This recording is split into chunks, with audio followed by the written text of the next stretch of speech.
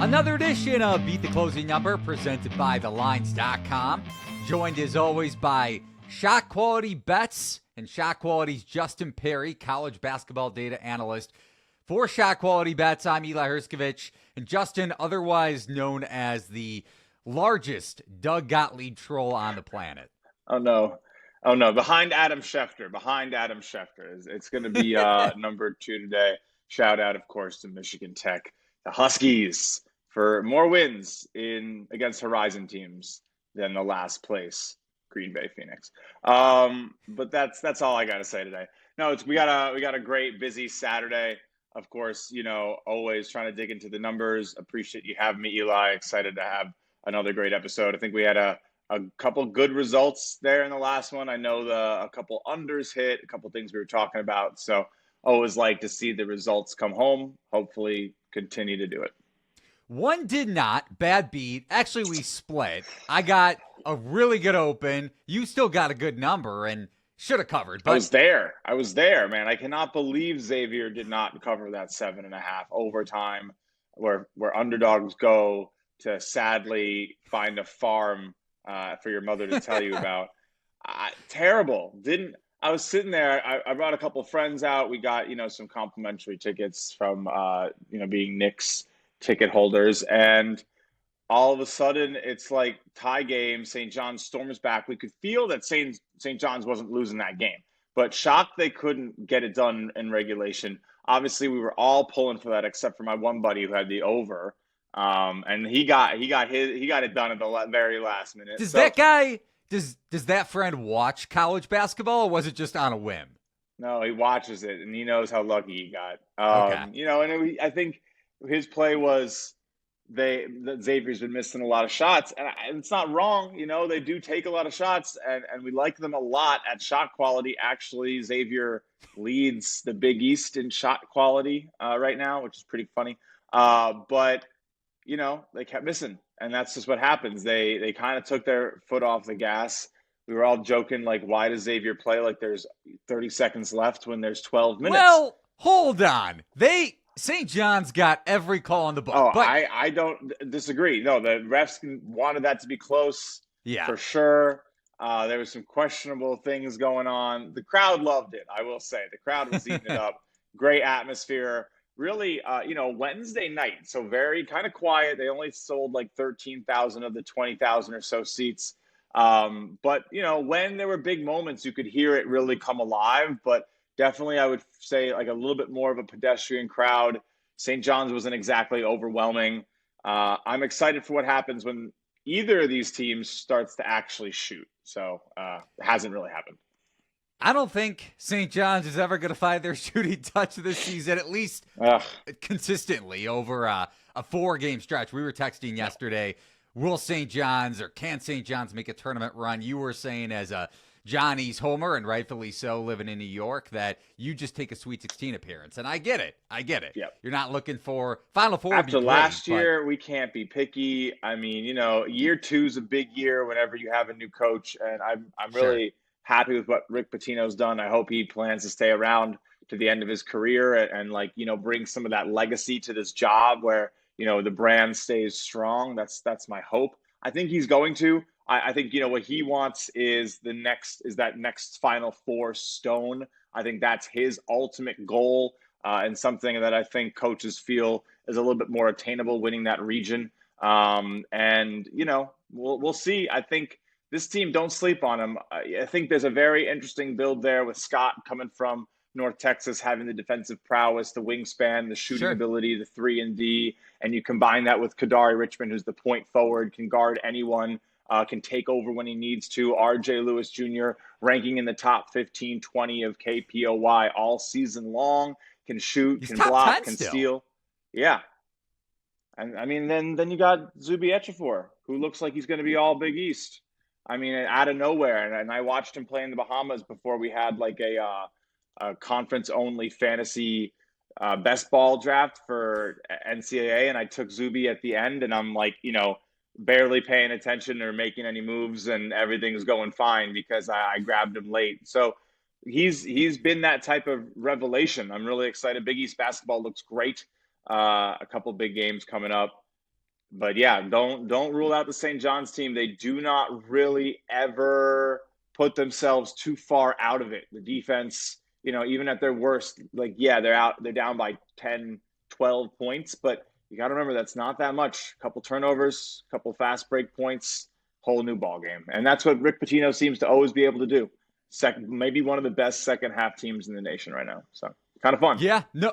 The scoring splits, first half to second half, wide disparity, and that's really what's holding St. John's back. So New York of them to, tease their fans and make it absolutely brutal to watch them, and you have to grimace in pain as they're down double digits to Georgetown and then to Xavier, but coming back to win both. It's great. It's a great feeling, but you want that execution that they have in the last 10 minutes for 35, 40 minutes, because you feel like, they should be blowing people out, giving their players rest, not risking injuries, winning by 15, and being ranked in the top 10 rather than, look, 20 is great, but that field is a little iffy there at 20, and I'm not really the biggest proponent of the AP. So right.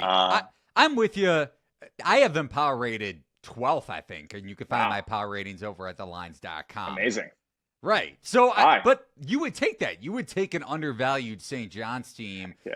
Maybe not per the market, because they closed a 7.5-point favorite against Xavier, but at least nationally, where St. John's maybe makes a run, and it's a little bit unexpected just from the standpoint that the Johnnies have been inconsistent from deep. But we'll get back into the Big East when we dive into UConn Xavier, a loaded weekend slate, Justin, as you mentioned. One game Friday that we're going to handicap, Michigan, Purdue, and then about a handful on Saturday, then one left on Sunday. I have a Final Four future to add to our portfolio, so be on the lookout for that later in the show. But tipping it off with number 21, Michigan, at number 11, Purdue. You were at Xavier, UConn. I'll be at Mackey tonight. Oh, wow. Yes. Nice. Big college basketball road trip this weekend. I hate to say this because it's so cliche and so annoying to hear when other people say it, but I'll just say it. Me and the boys. Road trip, college basketball road trip this weekend. But I cringe. I hate myself for even uttering those words. Look, it's an 85 to 95% male market. Let's keep it a buck, It's all right. All right, so Purdue coming off of their first home loss in 26 or 27 home games. They had won 26 straight at Mackey Arena, and the Boilers had won 7 straight overall, road and home and neutral, before the Ohio State loss on Tuesday night. They were up 16 in that game. Great spot for Purdue at home. Just taking a look at some of my notes, handicapping this one. Purdue, a 4.5-point favorite at Mackey, total of 151, 151.5. So first time in a half a decade that Purdue is actually pressuring the ball, first or second in opponents' turnover rate in Big Ten play. Braden Smith and the freshman C.J. Cox, ever since he was inserted into the starting lineup, really triggering that on-ball defense. And Michigan, as good as they are with that two big lineup where Golden and Wolf are handling a large share of the possessions, they have the second worst turnover rate in Big Ten play. So if Purdue is able to force turnovers and you factor in the bounce back spot, I'm not necessarily going to back Purdue pregame, but maybe under a full possession, so under 3, 2.5 live, something like that, even plus money on the money line for a live bet. I may be looking to back Purdue. Oh, yeah. I'm with you. It's that time of the season where I click the conference only button on shotqualitybets.com and stop really paying attention to what happened when Purdue played Marshall on November 23rd. It's about that Ohio State game here, expected to win by 8 per shot quality. Was not exactly the type of night you want to have your Purdue. Ohio State shot really well at the rim, incredibly well from 3. Just you're going to have trouble when those rates are as high as they were, and it's going to be tough to beat them, even if you limit them to the number of possessions that they had, which I think Ohio State took 68 shots maybe, and Purdue took 63, and then it was 20 free throws for Purdue and 17 for Ohio State. So then on top of that, I will say, for Ohio State, to your point, shooting just under 50%, Parrish and Thornton were due for some conference regression. Yeah, no doubt. No doubt. And they were a little down for sure. And we took Purdue live. We took Ohio State live to come back and win that. And that was a collapse. Ohio State was like 16-1. I saw someone, because we were on our show, and someone took it as a live money line and like tweeted the ticket at me. So I saw what happened. Like, that was a big comeback. The books probably had Purdue sitting like minus 3,000, minus 3,500 to close that game out. That was massive. So a little bit of maybe a buy low. I think for me, honestly though, Eli, this is mostly a sell high on that Michigan team. You kind of hit the nail on the head. The turnover numbers are terrible. Second worst turnover rate in terms of giving it over. And then on defense, worst in the Big 18, whatever you want to call it now, in terms of forcing them. So they're going to allow Purdue to maybe get a couple of those extra possessions. The shot selection has been good on defense. They do a good job in terms of, forcing you into those mid-range shots. They see the 18th most right now in the nation. And then in the conference, they are seeing the most. Almost a quarter of possessions against Michigan are ending up in that mid-range. So how Purdue is going to do against them is a big factor here. And I think, if you feel like that's where they might be able to maybe get a couple extra buckets or succeed. They've been a decent mid-range team. They go to it a fair amount. They're not afraid of it. They get Braden above Smith average rate.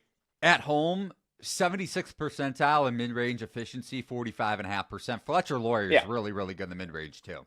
Yeah, and then maybe the biggest thing, I mean, the mid-range expected to be 7% worse on defense, but 3-point percentage is just honestly maybe even more valuable. We know that this Purdue team can absolutely shoot the lights out, essentially expected to be shooting over 40% from three right now from shot quality's expectations. They take great shots off the dribble, great catch and shoots. And Michigan's going to let you, definitely from the catch and shoot, 327th in expected points allowed on the catch and shoot. And honestly, you can go over and find the regression stats. You'd find that the percentage that they are allowing, something like the 29%, that's a lot. It's a big difference, especially with the number of threes you're probably going to get. A little bit of, good regression.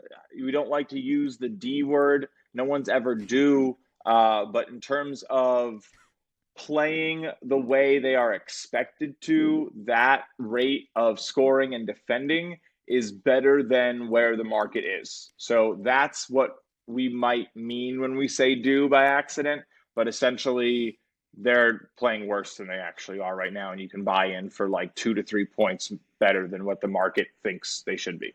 I go back and forth. One other angle for this game is the total. Maybe a look at the under, just from the standpoint that if Purdue controls the tempo, for sure, just inside so number 299 in average possession length, Michigan wants to push the floor. We know that. And I also, good point on Michigan allowing their fair share of mid-range attempts, because with drop coverage, we saw it against USC, even though the Trojans didn't cover that one early, or I guess the second part of Big Ten play. So early in the new year, USC should have covered per shot quality, didn't, but that was a great matchup for USC. Similar spot, similar situation for Purdue at home, maybe even better, despite the fact that the Boilermakers obviously a little bit differently regarded in the market just because they're 4.5 point favorites. But anything on the total for you, would you consider a look to the under? If it was going to be an under, I would be Michigan team total under. I'm not really stepping in front of the train, figuratively, literally. It's just not for me.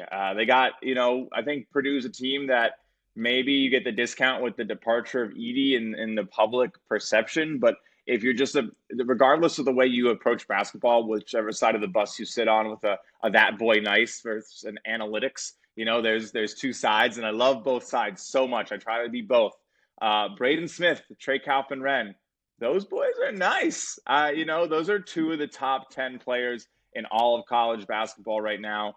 There's a lot of talk made about Wolf and the Twin Towers. And Vlad Golden and what he can do with Dusty May and some of the schemes they run, they're going to get some points up. So I'm a little hesitant, but I do think that Purdue should be able to, maybe get in their way a little bit. They are, decently sized. They're going to have a little bit of trouble, but they have a 7-footer in Wilberg. I don't think he's exactly going to see the floor very much.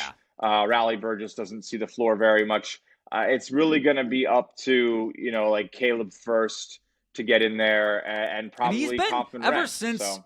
It's not only Cox, ever since First was inserted into the starting lineup, Purdue's defense has taken an uptick. And we got to give Painter a lot of credit. I have been the first person to give him a lot of crap over the last 5 years. I'm not a Matt Painter stan, but defensively, Purdue and the adjustment that he's made going, you mentioned Zach Edey, the adjustment that Purdue has been able to make going from what they were with Edey, 2-time National Player of the Year over the last couple of years, to what they are this year. It's a completely different team, and Matt Painter has adjusted and then some, and the Boilermakers are in position yet again to win the Big Ten.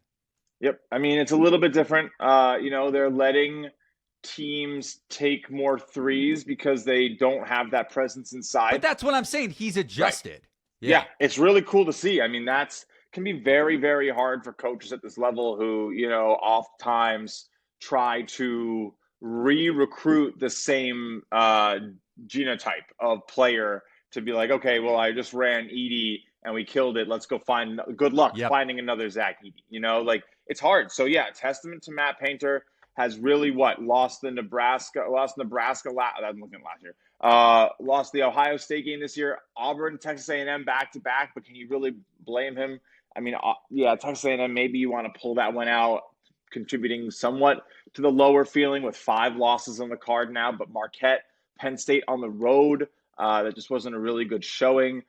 I'm going to forgive you for Auburn. I'm probably going to give you a little bit of trouble for Texas A&M. Well, Ohio State's not great, but at some level, you're going to have a few of those. This is still a team that, has only seen their odds to win and make the Final Four increase in the last couple of weeks. Yeah. People are excited about Purdue for a reason. They are a good shooting team, a good passing team, a good rim attack team, develop good spacing. The minute that they can really just maybe clamp down that transition defense and their defense at the rim a little, which is suffering this season, I don't know. I think, Sweet 16 feels pretty decent right now for them.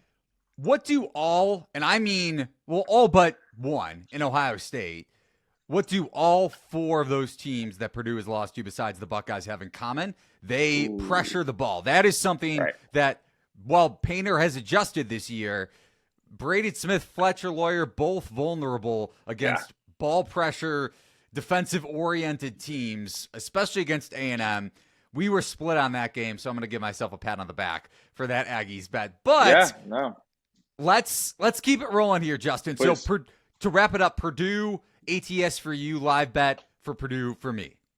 Yes, definitely. Give me Purdue. All right, let's move on to this. I think I got, I played, I don't know if it's going to move. I'm pulling up my little notepad. I played 4.5, so probably 5's fine as well. Yeah, it could very well move to 5. I could see that before tip for sure, so good note there. On to another Big Ten clash, this one coming on Saturday afternoon, number 8, Michigan State, winners of 11 straight games at the Rutgers Scarlet Knights. Great spot to me. A different spot, different angle, but similar to Purdue, Rutgers at home, one of the best home court advantages in college basketball in Piscataway.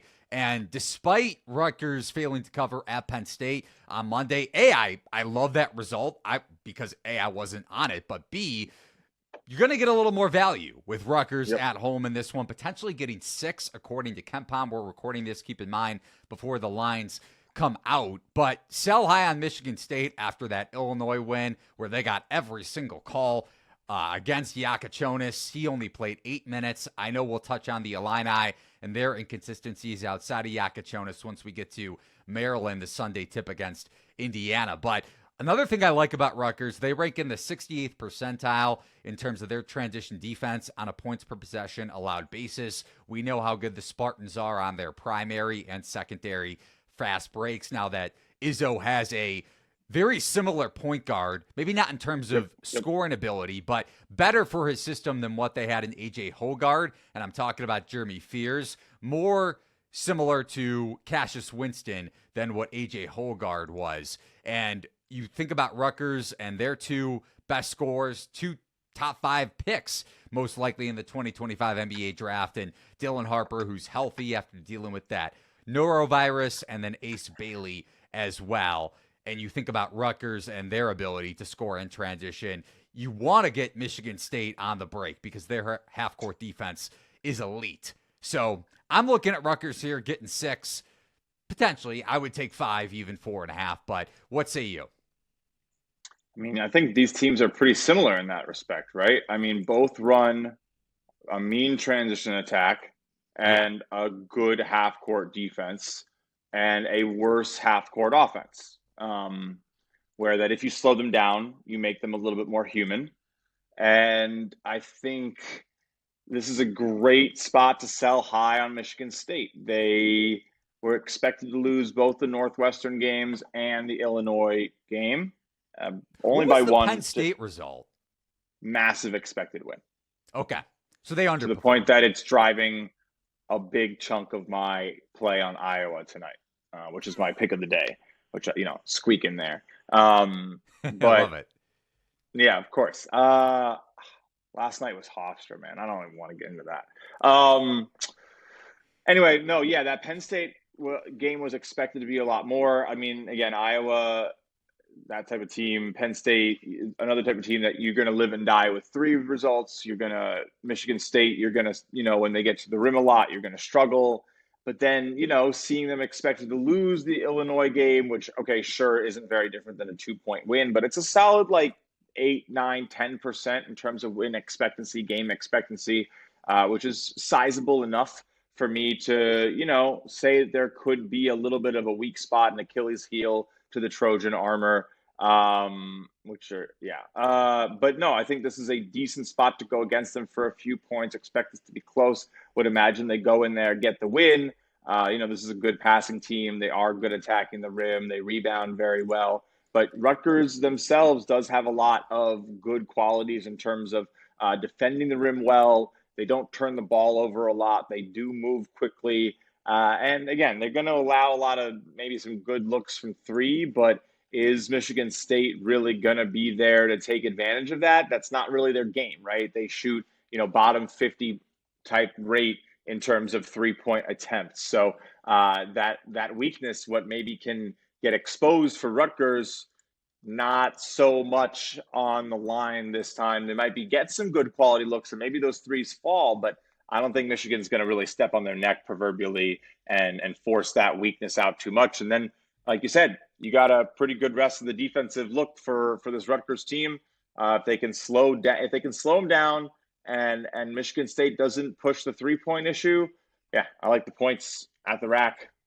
Jimmy John's, the rack. It's the rack. That's the rack. Always, the rack. Forever, and always. Forever and always. Yeah.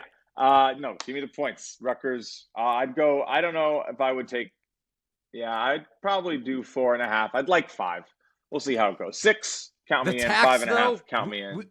We always touch on home tax, and even with Michigan State on an 11-game winning streak, I could see this closing 4.5. See it closing 4.5 when you and I are talking it up on this podcast, but no, I definitely think it will open 5.5, and it'll probably close 4. That sounds about right. I'd love to get a really heavy market lean and a lot of money on Michigan State, and I could grab a 6.5 or 7.5. It's not happening. It's not happening. Unless there's reason to think the norovirus is back. But other than that, no, we shouldn't see more than 2 possessions here. This is going to be a great game. It's going to be a great game, and this is a real test for Michigan State because they've kind of out-team-balled everybody, and they play some really good game. They run a lot. They're playing that Izzo brand. But what do you do when you run into guys who can just consistently get buckets, create for themselves? I mean, Ace Bailey's shot selection is killing me. I mean, sometimes you watch this game, and it's the fadeaway step back. I'm in the NBA already. game, and you're like, stop it, please, just pump fake someone into oblivion and take the easy lay. Kai He kiss doesn't off the have Jay glass. Wright as his coach, Justin. I know. He that's gonna come for him, and I'm excited. You can obviously see the potential, but it can be a little frustrating. So yeah, it's we'll see. We'll see how it goes. It's a tough team to bet on because of that a little bit. But yeah, I do think the value is there with Rutgers, but of course, all that's factored in how Ace Bailey plays. You're not beating the market. You're not surprising anybody. A lot of that stuff you talk about.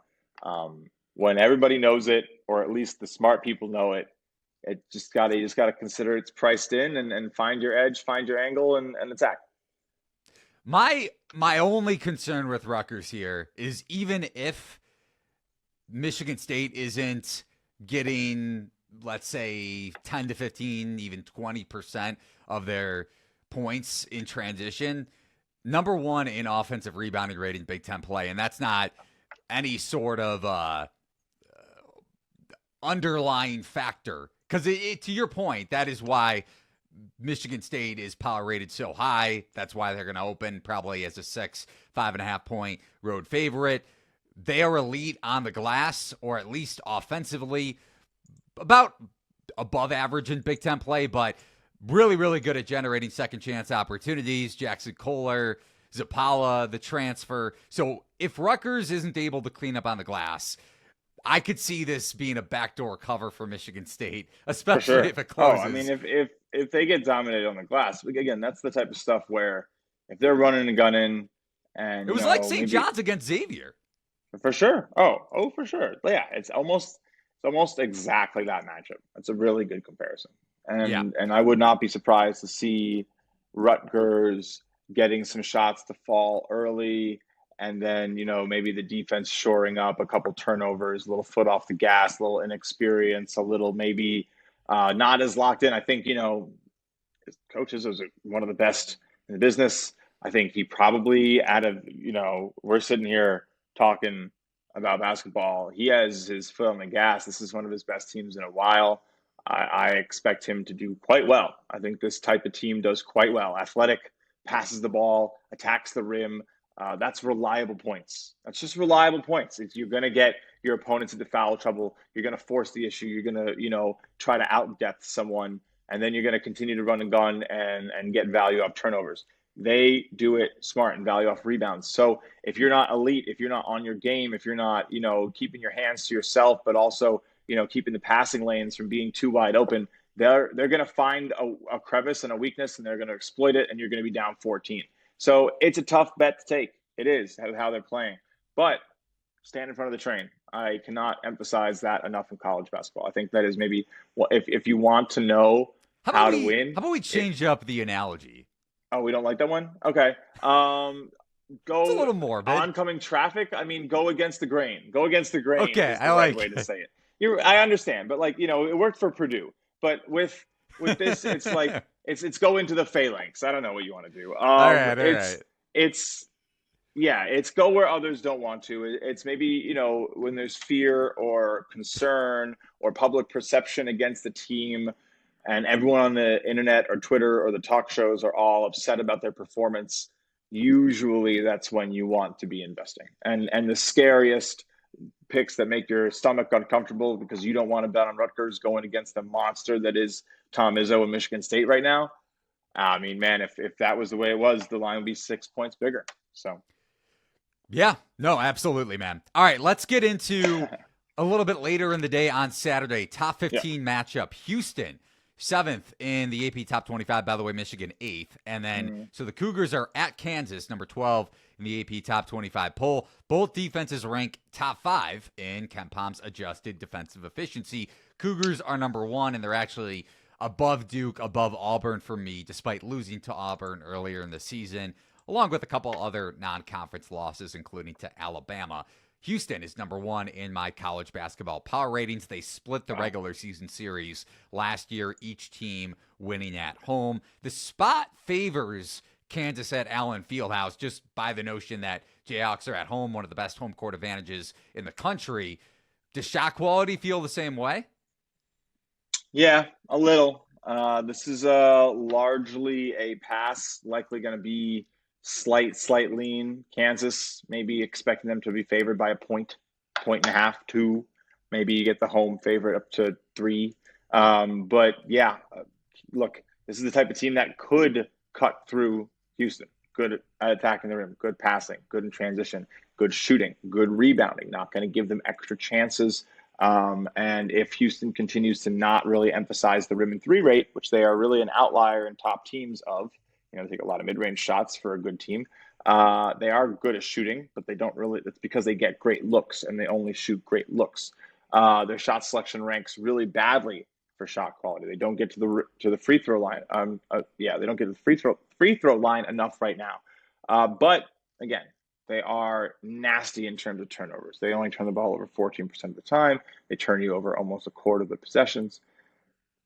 Big ol' ignore for me. This is going to be the game to watch, and probably whichever team kind of is winning the matchup and looks to start get ahead, maybe just go the other way, expect it to tighten up and be one that kind of bobs and weaves and gets back to even. A couple lead changes, maybe even with both teams taking 6 to 9 point leads, and you could probably hold plus 5.5 on both sides, and 4-point game, someone's going to win. So that's how I'd play it. Nothing pregame. You're not going to beat. I don't think you're beating the odds on this one because I don't know how it's going to go.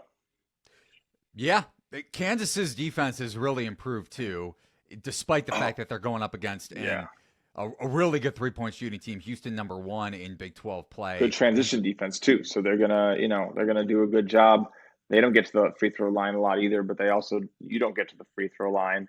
They're pretty good with the ball on offense, so we'll see. That turnover battle, how secure they can be, that's probably the biggest X factor. I think you brought up a really good point on the last show we did when you talked about good teams, or the teams you want to back, are the ones that kind of have ebb and flow in regards to outperforming and underperforming the market's expectations. Kansas, so I'm kind of a little bit teeter-tottering on this game because Kansas has underperformed the market's expectations. While despite covering against TCU on the road, that game was back and forth. TCU was up, I believe, for a little bit of a chunk in the second half. They didn't cover against Kansas State. They got blitzed at Iowa State, especially in the second half. And that 3-game stretch on the heels of covering and winning 3 straight against UCF, Arizona State, and Cincinnati. So maybe a decent buy point, to your point on the last show on the Jayhawks. But you look at 3-point defense, they're allowing a 25.8% clip from behind the arc in league play. If I'm going to take one side, regression on either side, I'll use the D word. Which team is due for regression from behind the arc? Houston offensively or Kansas defensively? It's Kansas. Houston has the 3-point shooters to make the number 1 3-point shooting efficiency in league play stick. I agree. I fully agree with you. I mean, teams are shooting 25% against Kansas in conference play right now. We're expected to be 34. It's not all going to happen at once. But again, it's that efficiency in conference play right now is definitely a little tainted by that because you're getting 30% of field goals attempted against them are threes in conference play. So if you're, missing 10% of points on 30% of attempts, like that's, a good 3% of your scoring every single time that is not coming home. So consider a 75, 80, let's say an 80-point game because that's what these teams are playing in this conference. I mean, that's a good 3.5 points. That's a full playable edge that they are essentially missing, that you're fooling the Ken Palms, the Torviks a little bit into. And they do understand because they look at the attempt rates as well as the make rates. But still, at the end of the day, when you take account into the scoring, which goes into a lot of power ratings, Kansas should be allowing more points. So, a little bit of a sell spot on the Kansas defense. Would not be shocked to see Houston get what they want, maybe an over in that respect. Kansas at home, scoring a little bit easier, defense regression, see both sides of the ball, switch it home. One other thing to note here for Houston, injury-wise, Emmanuel Sharp did not play against Utah. I would assume more so precaution just with Kansas on deck. They blew out Utah, only allowed 36 points, one of the best defensive performances in college basketball, I think, in over a decade. Crazy. Yeah. Right. So injury to Worth to consider here. And I would actually look at Sharp over points if he does play going up against this Kansas defense at Allen Fieldhouse, just because Justin and I don't have a pregame bet on this one. I'm going to throw out Sharp over points, maybe a small bet there. I don't bet a ton of player props, but if you want a little sprinkle, I don't hate it. On to the Big East. We tipped off the podcast, Justin, with Xavier and St. John's recap, and the bad beat that you had, I had 8.5, just saying. Not gonna. Yeah, that's a good number. I keep playing morning of instead of overnight, and you want to. It's definitely. But you're waking up. To be fair, to give the listeners and viewers a little context, because they're gonna be like, "Oh, why, Justin? Why aren't you getting the best of the number?" You tend to fall asleep around 10, 11 o'clock, and I don't blame you. Yeah. It's hard. It's a tough existence. So you're sitting here live betting all day, handicapping all day, and then it hits you in the face, and you go to bed a little too early.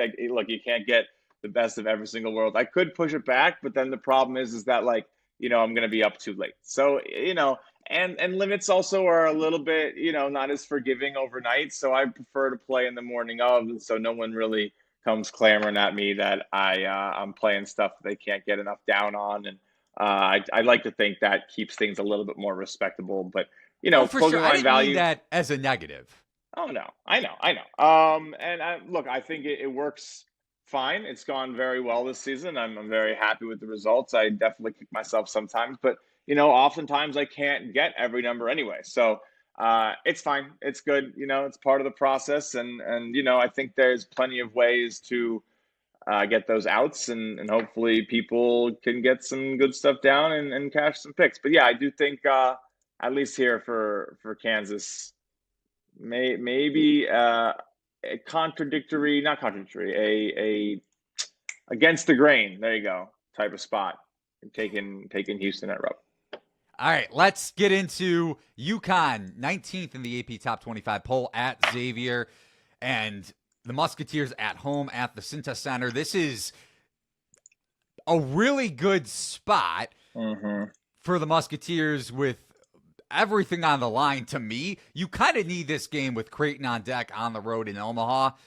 Maybe they win that game, maybe they don't. They absolutely have to win this game for their NCAA tournament hopes, especially if Liam McNeely remains out for UConn. The Huskies continue to underperform the market's expectations, beating Butler in overtime by single digits. I think just a 2-point overtime victory. McNeely means a lot to that team, especially offensively. But my question for Xavier is, well, a couple of them. Does Dalen Swain play? Has that sprained ankle? He is so good off ball. We saw that. You saw that in person at the Garden against St. John's. And then Xavier's off-ball defense ranking about average per synergy when it comes to points per possession allowed. UConn has arguably the best off-ball action with Dan Hurley's motion offense in the country, even without Liam McNeely. But UConn's drop coverage, similar to Michigan, they are most vulnerable in the paint and in the mid-range. Zach Freemantle didn't play the last time these two teams linked up. Xavier lost in overtime, did shoot over 50% from behind the arc, shot 40% against St. John's on Wednesday. Maybe we see a little bit of a dip in terms of their three-point shooting, but Freemantle, like I said, didn't suit up the first time. This is his game to get Xavier a must-win. This is everything to the Musketeers. No, I think this is the Zach Freemantle game, especially after he really couldn't get it going too much against St. John's. Zuby Ejiofor does play some really good defense. I've been super excited by it.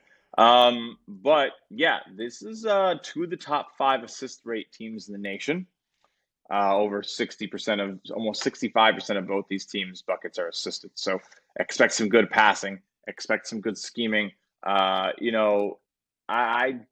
tend to lean towards what we've seen out of Coach Sean by the Miller. way, just for your context, projecting this one at Xavier -2. Right. No, and I think it should be Xavier -6. Oh, honestly. So I'm even more Xavier They are leading the Big East in shot quality, and they are getting good shots. I mean, they are top 25 right now. Yeah, 23rd in the Big East in shot quality, ahead of St. John's. That game against St. John's expected to just be a 3-point loss. But again, some big wins in shot quality that we didn't really see. The first game against St. John's expected to just be a 1-point loss, expected to beat Georgetown. They lost that game, didn't look great. And then, a couple also in the non-con as well. The TCU game that they lost was expected to be a win. A couple bigger wins as well. So sometimes when they do win, SQ expects to be even more. So 6 points against Villanova, expected to be 12. Those things, they matter. And they help bolster their SQ resume. This is a team that can shoot the three. Like, don't get it twisted. They got shooters. Ryan Conwell, man, has one of the sweetest strokes in the country. I mean, every single time when St. John's was trying to get back in that game, it felt like they just kept extending it. They just hit another three. And yeah, so until they didn't. Until they didn't. Right. I mean, there's some issues, but St. John's is playing a very different game. And I think, UConn's a little weak here. This is at home, like you said. This Big East is a gauntlet. And yeah, they'll probably handle Georgetown when that comes around. They'll lose to Creighton, who looks like a bona fide tournament team at this point. But they'll probably, this is the toughest part of their schedule. UConn, Creighton, Georgetown, Nova. And they have to win this game. Yeah, but they finish Providence, DePaul, Butler, Seton, Creighton at home, Butler away, Providence at home. But they only have, at this point, man, they only have one quad one win. Yeah. That's the thing. They need to get this. This is probably quad 2 at home with UConn, how they're performing. And I haven't really looked. And then Georgetown's also, and the Creighton's a big game, and I don't think they win that game. So yeah, I agree. You're right. They got to get this one done. The others got to look good. I mean, I haven't really looked to see how they're doing in terms of, my favorite bubble resource over our friends Bart Torvik. But yeah, they're right beneath that bubble. They're like half a game below the bubble. So this is every game kind of counts right now for Xavier. And coming off of a big win against Marquette is huge, makes the season, but you can't give that up here against UConn. Essentially, losing this game would be giving that win back, in my opinion. So got to hold ground here. So with the market here, I go back and forth on this one. Xavier could very well get hammered on open if they open at a pick or -1. Yes. And maybe the market won't care too much whether Swain plays or not. You're talking about a desperate Xavier team at home, really good home court advantage coming off of a brutal overtime loss. Maybe they're going to be a little bit, just in terms of like you face a physical St. John's team, maybe the energy, not that it won't show up at home at a good home spot. Will they wear down in the second half? Overtime game, yeah. Yeah. I just worry about the Swain injury. He is massive at both ends of the floor. I have a little bit of pause backing Xavier if Swain doesn't. I think you want to see how he's doing. Yeah, I don't think you want to jump in overnight on that on its own by itself, unless there's like reports that he's doing okay. Because you'll get a 1.5 difference, and that's probably enough for him. I don't think he's worth. There's very few players worth more than 2 points in a college basketball game. And again, maybe I would say there's definitely not more than 2 players per team ever that are worth that, right? There might be like the point guard on a mid-major team, and it's a real downgrade to the next guy, and so it's not necessarily 2 points that he's worth. It's just the downgrade that's like -1 and +1, right? So good comp last week was Barnhizer when he was reportedly rumored to miss the game per some random Northwestern fan. He ends up playing, but that line literally moved 2 points when this random fan misreported that Barnhizer wasn't going to play, and then he did. Yeah. It's funny. I mean, he's one of those guys that literally does impact the game that much where, okay, 2 points is probably fair. Maybe a little bit of the market overreaction. Maybe it should have been 1. Yeah, I was agreeing with you, though. Like, best player, second best player on Northwestern, worth 1.5, 2 points to the spread. That's it. And maybe Cooper Flagg, Janai Broom surpassed 3 points, 4 points. But even then, because you want to know what? Auburn's so good, it's unique. Cooper Flagg might be the only 3-point plus player in Division I right now at the Power 5 level. I would say it's very different at the other levels because schematically teams can fall apart if they don't have the one guy on the team who can break the press, right? And so, it might not be worth it to the spread, but it might be worth it to that game. And that's different because, the spread is calculated so mathematically and honestly, like how a team handles the press isn't super baked in there. It's a little bit more just these efficiencies that account for everything. So that's what you try to beat. I have a graphic saved on my computer that's, are you smarter than a Ken Palm? And it's kind of true. You're battling against these efficiencies that are really good. They're really, really good. And in the large sample, they win. And at the minus 110, they profit. And if you were going to take plus 110s on them, you'd be silly to say no. But you can, if you pick your spots, if you learn how these models work and you learn where it might misjudge some efforts or some luck, that's where you can really, prey on a couple of these, 3 to 5 point edges. You're not talking anything bigger than that because they are that sharp of lines. Let's move on to the game of the day. Ooh. Game of the night, maybe game of the weekend. Number 6, Tennessee at number 1, Auburn. Arguably the best home court advantage going in college basketball. That's what the Tigers get in this one. Johni Broome, questionable. We've touched on him on the last few podcasts. I think you brought up a good point on our last show that ankle injury, maybe at risk of re-injuring it down the stretch. So I would, if I'm Auburn, I'm not testing it here. This isn't a must-win game for them, even in terms of their number 1 seed potentially come the tournament. But Bruce Pearl said he'll likely be back in the next week or two if he doesn't play against Tennessee. Biggest thing to me, Justin, do you trust road Tennessee here? They've lost 2 of their last 3 road matchups in SEC play, and they didn't cover any of those 3 games. Yeah. Chaz Lanier in his last 5 shooting 31% from behind the arc. So he is not Dalton Knecht, despite the fact that in non-conference play, he was shooting an absurd clip from deep. Yeah. So what do you make of this one? Really tough game to handicap. I do think this is a spot where, I'll be laying off. Tennessee kind of lives and dies by that 3-point shooting of Lanier. Ken Palm has it 8, by the way. I would assume that means if Broome plays. Yeah, I do think that is if Broome plays. And honestly, I think if he gets confirmed, it goes up to 9, honestly. And if it doesn't, I think it goes down to 6. So we'll see how it goes. I think that questionable nature obviously makes this one really tough to bet. I think Auburn likely takes care of business. Like you said, Jungle is a great place to play. Top home court advantage for sure. And they've been good there. And this is still the best offense in college basketball. Georgia gave them a little bit of a run for their money on the road, but I've been a big fan of Georgia. They gave my Johnnies some trouble. You want to bring it back to the Big East for the 15th time on the pod. That's a team. Absolutely. We haven't touched on this enough, and I'll keep it short just because we're running a little bit short on time here. Right. I know what you're SEC say. Is a gauntlet. When you get those teams outside of the conference in the tournament, like we saw with Georgia against St. John's, that's where they can make a lot of noise. So even though Georgia just lost at Arkansas, I don't really care. Georgia could very well make an Elite 8 run in the tournament. Georgia's 100-something to 1 to win it all. Great price. It's not a joke. It's not a joke. This is a good spot to probably go against Tennessee.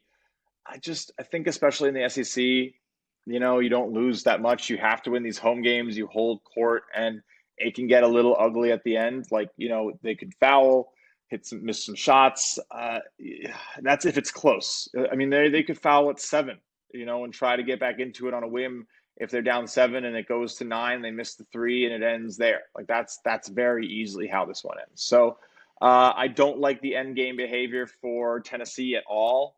And I think you have to consider that in how you approach these games, because if it's close, I just don't see it ending close. I see it ballooning very, very easily to either side. So look, if Tennessee, my favorite bet, if you want to bet on Tennessee, is the money line. My favorite bet on Auburn, you want to bet on Auburn, spread.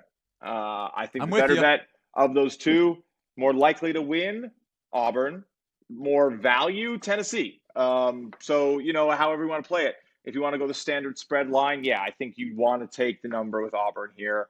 But there's a million and one ways to play a bet. The distribution of results is, what I think happens is Auburn gets it done. What there's probably some value on is Tennessee showing up, hitting shots, defending well, broom sitting, and they drop a game because guess what? It doesn't really matter. They're probably locked into a 1 seed right now. They would have to lose 3 or 4 games in a row. So. I like that Tennessee sprinkle on the money line a little bit. My points toward the Vols here. I think Lanier is due for positive regression from behind the arc, and I'm going to say the D word here. Second or third time on the show. I know what you mean. I know what you mean. You mean expected to. Right. Expected to hit quality shots like he hasn't been. And also, with Tennessee's defense, you mentioned how Auburn has historically one of the best offenses in college basketball in the last couple decades per KenPom. Tennessee ranks in the 88th percentile in terms of points per possession allowed on cuts. Bruce Pearl's flex offense, with or without Broom, is known for getting those easy buckets off cuts. If Tennessee defends well, rebounds well, Lanier gets a bounce-back game from deep, and they're able to match up in the half-court. Transition defense also ranks pretty well for the Vols. Moneyline sprinkle isn't a bad play. No, it's not. Again, this is one of those spots where, they were expected to win the Vandy game. Florida game was ugly for sure, but this team very well could have been perfect on the season. A little injuries, a little knocked up, but I mean, I'm not against Coach Barnes here. I think he does a very good job. The effective field goal allowed. This is going to be a test for Auburn. I mean, what defense have they seen that really looks like this? Georgia was the first one in terms of being a top 10 defense in effective field goal rate allowed. So I think this is one of those spots. Florida did it to Tennessee. Tennessee could very easily do it here. These are some of the best defenses and offenses. Anyone could have a good day. So yeah, I think in that sense, when you get these high level teams together, give me, plus 200. I don't know what it's going to open up at, plus 220, plus 230. 230. Plus 250. Love it. Plays. Love it. And then all you need is a run. And then hopefully you get out. Tennessee's leading by 6, in the first half because it's just a hot start. You get out on plus 135 on Auburn and you sit back pretty and you let your bet come home. I don't see any problem playing that way. There is probably going to be some back and forth. And again, if you don't agree and you think it's going to be wire to wire, you should be on Auburn minus 6.5 because that should be easy if it's wire to wire. But assuming this game is contested, Tennessee plays well, they get up for it. This is a big game. They'll get up for this game. And I think Auburn has no look-ahead spot or anything like that. Not that they would. This is a huge matchup for them. Also, one look ahead, like way down the road here, middle of February, a few days before Valentine's Day, you and I cooking up some plans there for Valentine's Day.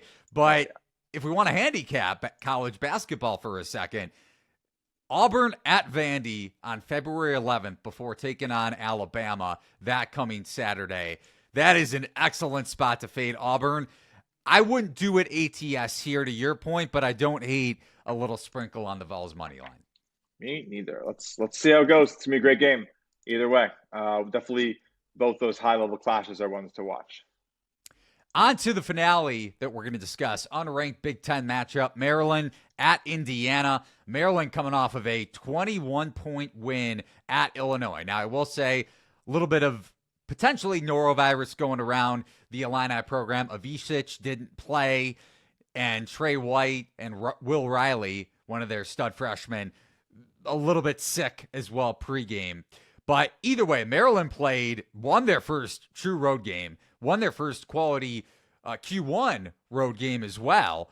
A Q1 win, I think, on the season, not just road win. But Derek Queen and Julian Reese combining for 42 points and 23 boards in that one. They now take on an Indiana team that got Malik Renew back. You hit on your Northwestern bet on Wednesday night, so shout out to you for that pick. For the viewers and listeners here on Beat the Closing Number, by the way, this spread projected to be Maryland -4-ish. After that monster win at Illinois by 8 or so possessions. You go back to the Indiana Northwestern game with Renew back.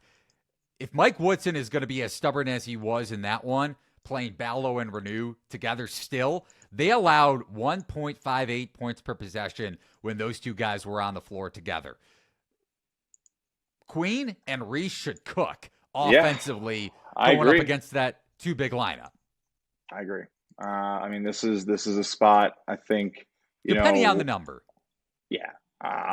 There's always the caveat. I think, in terms of what we see as shot quality, Maryland has a lot of value in the market in general. I think the day-to-day is pretty solid, and I definitely lean there like right now for that game. But like the price for them to go on a run in the tournament, be one of these teams that surprises people, still pretty good. I have a couple little sprinkles in my portfolio. I do think they have those guys. So just added, this is the future I was referencing. Oh, yeah? Good.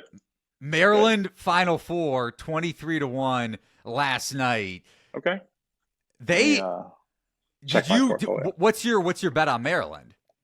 I think I've been playing everything to go to the to win it all. I find that usually there's a pretty tough hold on the secondary markets, and like I don't want to hedge any of them out. I think there's maybe a chance at some point that I might, but I don't really see it happening. I'd rather get that team to the Final Four and then worry about it, honestly.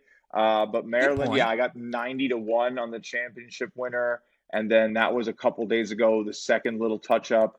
I think I also got 120-1 a week ago. I could find out. Give me 1 second. But yeah, I have.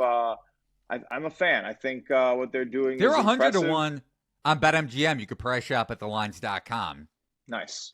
Yeah, always make sure you're price shopping. I'm definitely not always the best at it, especially with limitations on where all that good stuff.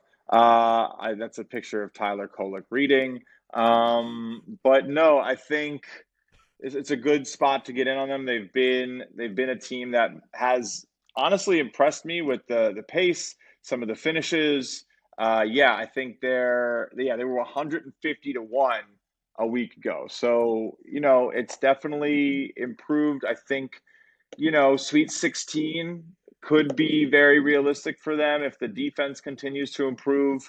Elite Eight isn't crazy, and maybe even Final Four for a pretty good price there, Eli. I don't hate it. They've been good in terms of putting offense together. I just need to see a little bit more defensive prowess before I start saying it's more than a sprinkle. Top 20 adjusted defense. Yeah, no, I know. And again, that's where like a little bit of shot quality. A little. It's not like phenomenal right now.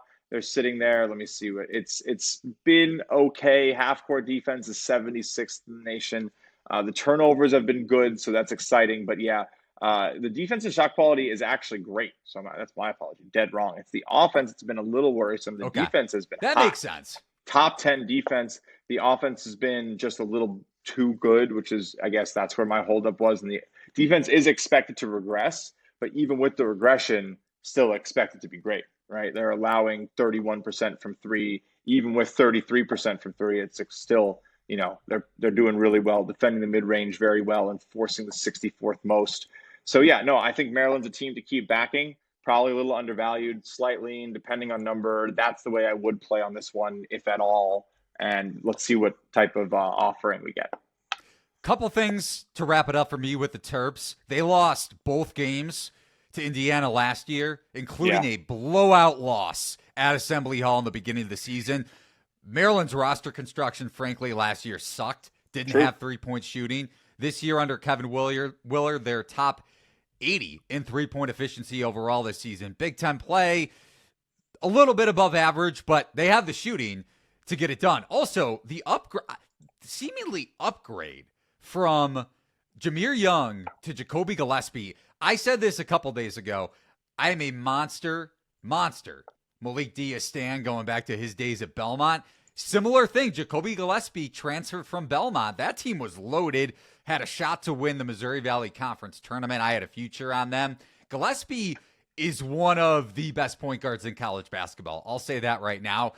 I don't necessarily like to bet transfer-filled rosters, but this team a little bit different for me just because of how much I like Gillespie and what he does for this team offensively and defensively. He is a pest defensively. We saw it last night against Yakachonis, even though Illinois was banged up. Gillespie had a huge night defensively against Yakachonis, holding him to a very low efficiency. Also, the defense is great. The steals are great. The shooting has been awesome. The passing is passing is really good. And again, the 3-point shooting in conference play, 45, 44%, 25, 56 right now. You can't ask for anything more. Reese and Queen are starting to get it together too with their 2-man game, which is big. Like, you want to see teams make strides later in the season. We saw it last night against Illinois. Granted, a banged up Illinois front court, but even against Nebraska when they underperformed the market's expectations. Queen and Reese, that 2-man game, it makes me a little bit uneasy to also back 2 true bigs. But Queen isn't a true big. He is one of the best passing bigs in college basketball as a freshman. You look at his assist rate, 13%. That's pretty damn good for a 6'10", 246-pound freshman big man. Also, last thing on the Terps. Promise, last thing here. If we want to compare resumes, looking at trajectory and efficiency profiles on Torvik, Maryland projected to be a 5 seed. Could get better if they win in Indiana. I think that would still be a Q1 victory, even though Indiana is a bubble team at this point. Ohio State is their best comp. Well, Texas in 2023, when Chris Beard got fired, Rodney Terry took over, Longhorns should have beat Miami in the Elite Eight, didn't, but still Elite Eight comp. And then Final Four comp going back to Ohio State with Jared Solinger back in 2012. This team has that kind of ceiling. Wow. Okay. I like your future. I like my future. I'm a Kevin Willard believer, even though most aren't. Go Terps, baby. I am. Let's go. I like it. I like it. Let's go Terps. I think could make a little noise, be a little surprising. Conference is strong. It's gonna be a great year for the tournament. I think it is way more wide open than people think. And I hate to base it on one star being a freshman and the other one dealing with a high ankle sprain in late January. But those things open windows just 1% or 2 wider. The market loves the teams at the top. It's been the favorites for the last freaking 15 months. Every favorite's winning, it feels like. Every future of the lowest offered odds is getting home. There's so much parity in this college game right now. You're going to have we've shown it more so in the last 5 years. These big seeds fall. You can scheme around the best players, and I think some of these best players are more susceptible than ever. So take those underdogs. I think you'll get some big runs. We're going to get some crooked numbers in the Elite Eight in the Final Four this year. It's going to be one of the best tournaments in memory, and that's maybe one of the safest bets I could make. Great podcast breaking down weekend college basketball, Friday, Saturday, and Sunday. By the way, just to note there, and Michigan Tech Huskies as well. Sunday game between Maryland and Indiana. Justin, 30 seconds. Give me a pitch why the listener or viewer should sign up for Shot Quality Bets. It's the best data in college basketball. It is essentially like opening up Pandora's box. It's the upside down of the possibility that every shot could be made or missed, and the most exact likelihood of that happening that is widely available. You can do it live in Technicolor with us 3 times a week on Shot Quality Live Betcast to see what it's like. You can use it for pregame projections. We have a model. And then, of course, every game is graded afterwards so that you can see if your bet was expected to hit, if you made a good play, if you just got unlucky. All of that's unlocked with essentially XG for basketball. It's for fans. It's for fun. It's for betting. There's basic, there's premium. If you want to give it a try, just shoot me a DM. We can figure something out. It revolutionized my approach to college basketball, and that's why I'm here representing it. No, the chicken came before the egg here. I fell in love with SQ first, so love getting to talk about it thank you so much for giving us an opportunity to bring it to the podcast every single week, Eli. And we'll cash a few more bets with it and keep showing you what it can do. Hey, man, listeners love us together. Viewers love us together. We will continue to bring you the content. And let's go. Let's keep it rolling here. Good luck to everybody with your college basketball picks this weekend. For Justin at Justin Perri 8 on X, I'm Eli Hershkovich. Be sure to price shop the best odds. Read my college basketball betting preview at thelines.com this weekend. And you can find all of my bets in our free Discord channel. Link is over at thelines.com in the top right-hand corner. Shout out to Justin for having a painting in the background. Most people have sports pictures. We have a painting. Eventually I gotta do the sport. I just got a really cool. No, I like 1990. it. I know it's different. It's a little different, but I got a 1994 Knicks finals poster. I'm working on it. When I do it, it's going to be big. That's all I'll say. For Justin and for myself, Eli Hershkovich, thanks for watching and listening to this edition of Beat the Closing Number. So long, everybody, and good luck with your college basketball picks.